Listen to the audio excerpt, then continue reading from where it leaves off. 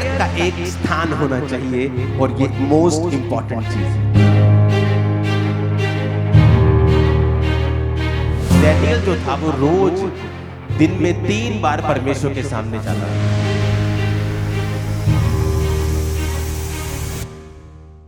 क्योंकि उसे पता है कि ये सीक्रेट है, परमेश्वर के साथ जब हम कनेक्टेड रहते हैं तो फिर सब कुछ स्मूथ चलता है, सब कुछ अच्छा चलता है। वेरी शर्मिंदा रहते हैं, जबरदस्त शर्मिंदगी उनको होती है।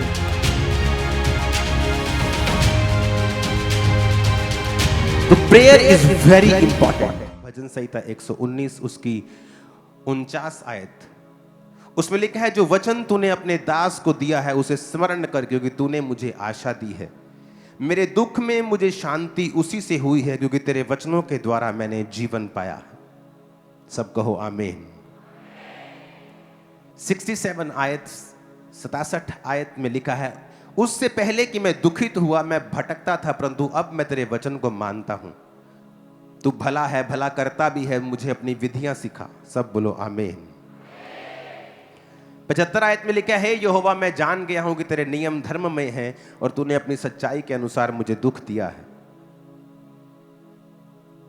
97 आयत में लिखा है, आहा मैं तेरी व्यवस्था से कैसी प्रीति रखता हूं, दिन भर मेरा ध्यान उसी पर लगा रहता है। तू अपनी आज्ञाओं के द्वारा मुझे अपने शत्रुओं से अधिक बुद्धिमान करता है, क्योंकि वो सदा मेरे मन में रहती हैं। मैं अपने शिक्षकों से भी अधिक समझ रखता हूं, क्योंकि मेरा ध्यान तेरी चितौनियों पर लगा रहता है। तो मैंने आपको समझाया था कि परमेश्वर से बात करनी है कब करनी है? All the time. मैंने 2 घंटे प्रार्थना की, मैं वापस आया, लेकिन इसका मतलब ये नहीं अब मैं परमेश्वर से डिस्कनेक्ट हो गया हूं, अब मैं जो मर्जी करूं, अब मैं अपने दुकान के गल्ले में बैठा हूं, अब मैं चोरी कर रहा हूं, झूठ बोल रहा हूं, इसका मतलब मैं अभी परमेश्वर से कनेक्टेड नहीं हूं। उसने कहा कि मेरा ध्यान, कहता, तेरी चितौनियों पर लगा रहता है। एक है परमेश्वर से बात करना ऑल द टाइम, और मैंने कहा था कि आप पागल नहीं लगने चाहिए ये करते हुए। क्या कोई आपसे बात कर रहा है और आप बोलो कि मैं प्रभु से बात कर रहा हूं, ये ऐसा नहीं। ये क्रिश्चियनिटी मेंटली अपसेट लोगों का काम नहीं है। लिखा, तू अपने शत्रुओं से अधिक बुद्धिमान होगा, अपने शिक्षकों से भी ज्यादा समझ रखेगा। जब तू बुजुर्गों में बैठेगा, जो अन्य जाति लोग आप बैठेंगे, आप बुजुर्गों में बैठेंगे, आप उनसे ज्यादा सियाने नजर आएंगे। वचन में लिखा है। तो जब आप परमेश्वर के साथ कनेक्टेड हैं और उससे बात कर रहे हैं हर समय, और दाऊद कहता है, मेरा ध्यान तेरी चितौनियों पर कब लगा रहता है? हां,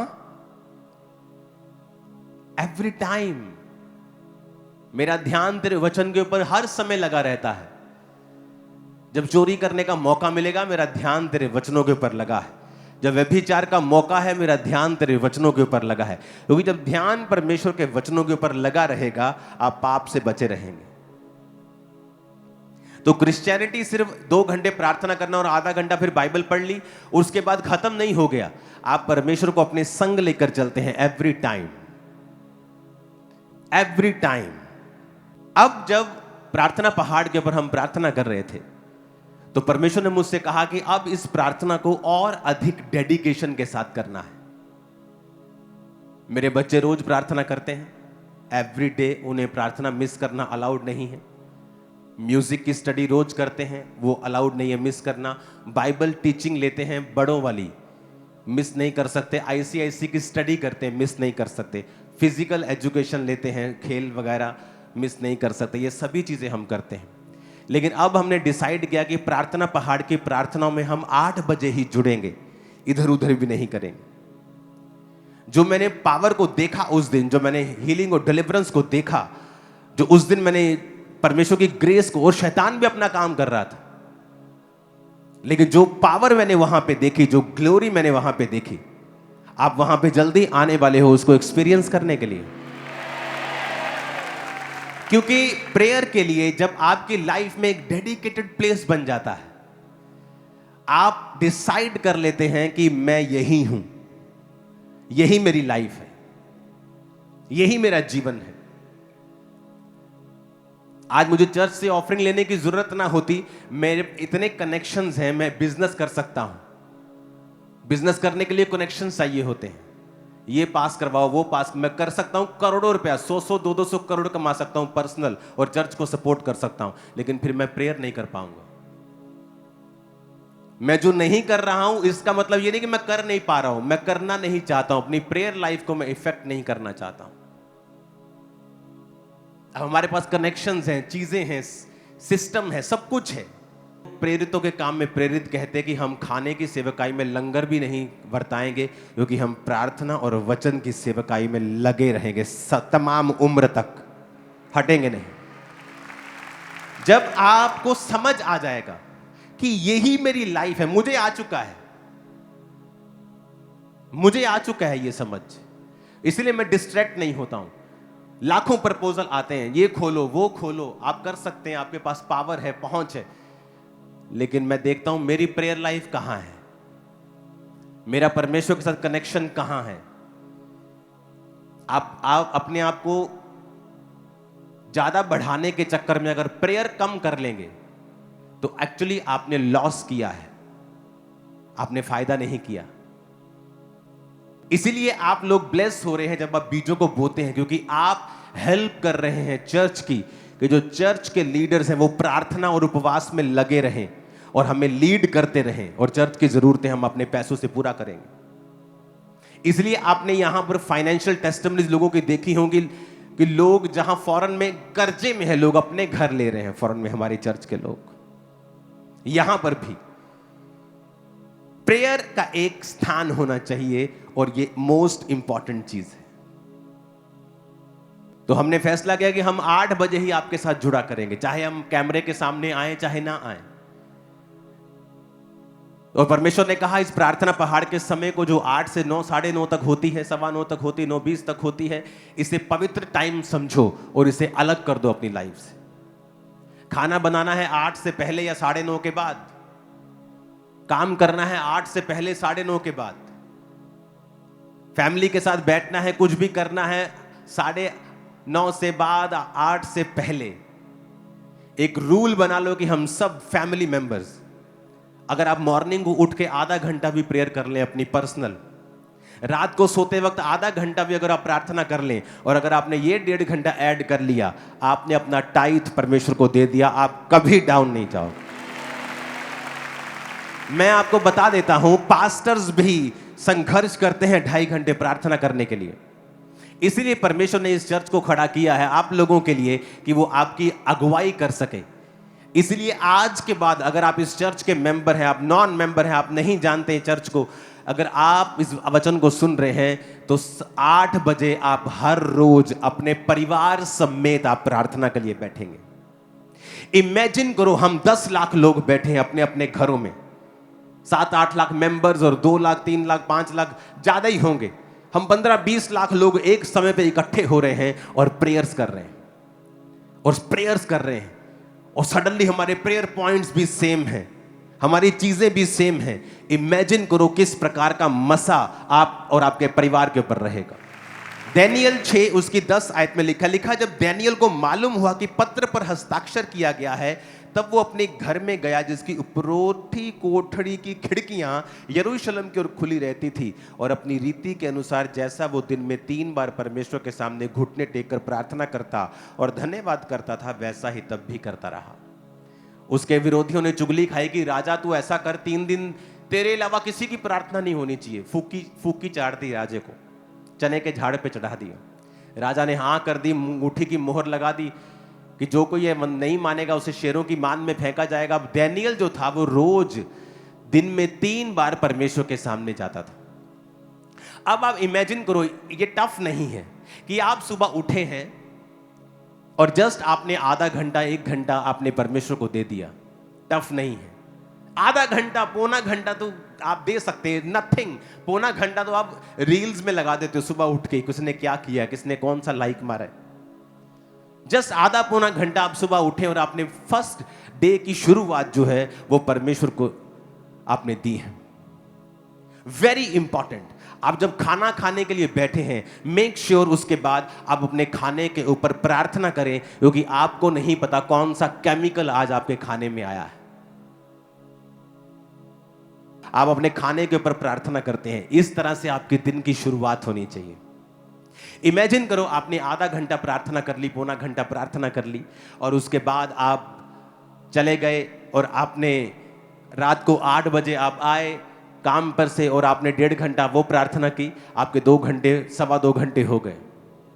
अब रात को अगर सोने वक्त आपने 15-20 मिनट, आधा घंटा भी और लगा लिया, सोते वक्त 11-12 बजे, जैसे 10 बजे या 10:30 बजे आप सोते हैं या 11 बजे आप सोते हैं, आपने जस्ट 20-25 मिनट भी लगा लिए, आप 2.5 घंटे से पार चले जाओगे। इमेजिन करो आप दिन में 3 बार परमेश्वर के सामने चले गए, आप सुबह 8 बजे, रात को सोने वक्त।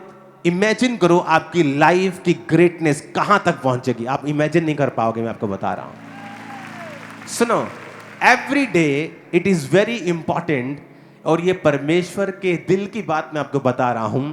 परमेश्वर को खुशी होती है अगर आप रोज उसे सेम टाइम पर मिले, अगर आप रोज उसे सेम समय पे मिले। आप जिससे प्यार करते हैं, आपको, आपके अंदर बेचैनी होती है उसे मिलने की, और जब आप परमेश्वर से प्यार करते हैं, आप टाइम की वेट करते हैं, कब 8 बजे। आप मेरी बात समझ रहे कि नहीं? परमेश्वर प्रसन्न होता है अगर आप रोज उसे सेम समय पर मिलें। डैनियल ग्रेट क्यों था?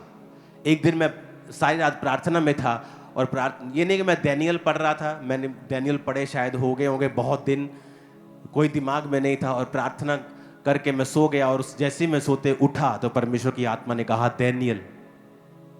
मुझे मालूम नहीं था क्यों कहा डैनियल।